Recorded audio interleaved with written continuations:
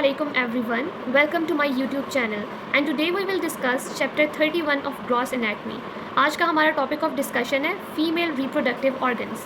तो फीमेल्स के केस में दो तरह के रिप्रोडक्टिव ऑर्गन्स होते हैं, external genital organs and internal genital organs. इस चैप्टर में बेसिकली हम फोकस करेंगे on the external genital organs, जिनके अंदर हमारे पास आ जाती हैं ओवरीज जो कि पेयर्ड होती हैं, उसके अलावा फेलोपियन ट्यूब्स जिनको हम लोग यूट्राइन ट्यूब्स भी कहते हैं और ये भी पेयर्ड होंगी। उसके अलावा यूट्रस जिसके 3 पार्ट्स हैं, हम आगे डिस्कस करेंगे, and then comes the vagina. तो बेसिकली ये वाले वो ऑर्गन्स हैं जो कि फीमेल रिप्रोडक्टिव सिस्टम के इंटरनल जेनिटल ऑर्गन्स बना रहे हैं। तो सबसे पहले हम डिस्कस करते हैं ओवरीज़ को। सो ओवरीज़ वो स्ट्रक्चर हैं जो कि मेल्स के केस में टेस्टिस के होमोलोगस होते हैं।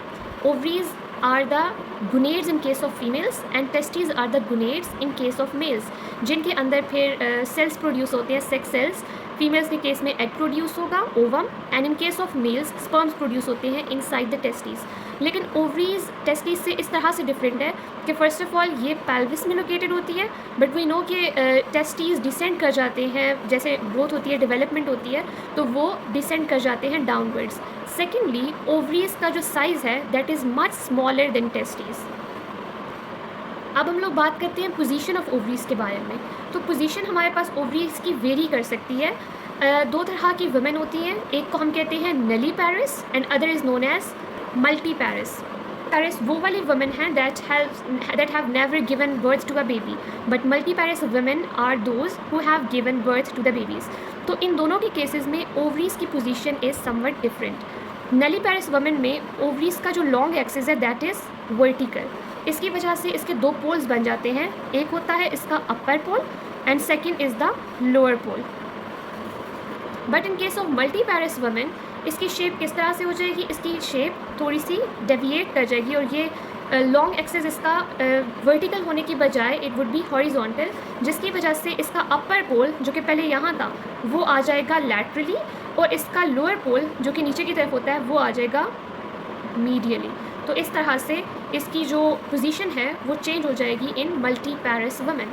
अब अगर हम लोग इसके एक्सटर्नल फीचर्स की बात करते हैं तो ओवरीज के केस में 2 पोल्स होते हैं, अपर एंड द लोअर पोल। इसके अलावा इसके 2 बॉर्डर्स होते हैं, एक anterior and the other one is the posterior जो कि पीछे वाली साइड पे होगा। उसके अलावा इसका एक लैटरल बॉर्डर होता है, लैटरल सरफेस होती है, और एक इसकी मीडियल सरफेस होती है। अगर हम लोग ओवरीज की लोकेशन की बात करें तो ओवरीज लैटरली पेल्विक वॉल में लोकेटेड होती है। इस पिक्चर के अंदर यू कैन सी ये जो सामने वाली चीज़ है दिस इज़ यूट्रस।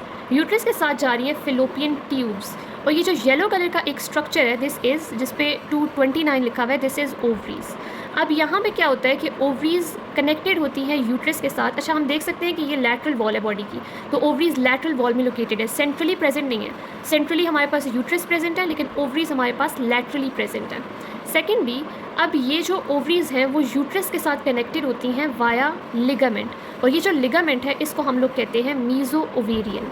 इसको हम लोग फर्दर डिटेल में डिस्कस करेंगे आगे, बट यू कैन सी कि ये वाला जो एक लिगामेंट है येलो कलर का वो ओवरीज को यूट्रस के साथ कनेक्ट कर रहा है। इस पिक्चर के अंदर आप देख सकते हैं कि यहाँ पे ये ओवरीज लोकेटेड है। ये हमारे पास आगे यूरिनरी ब्लैडर है, इसको फर्दर एक और पिक्चर में देखेंगे।